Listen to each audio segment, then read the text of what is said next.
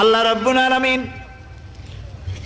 কোরআনে কারীমের ভিতরে নবীজির নাম একটি বারের জন্য নাম ধরে তাকে ডাকেন নাই, বরং তিনি বলেছেন তোমরা পরস্পর পরস্পরকে যেভাবে নাম ধরে ডাকাডাকি করো আমার নবীকে সেভাবে নাম ধরে ডাকবে না।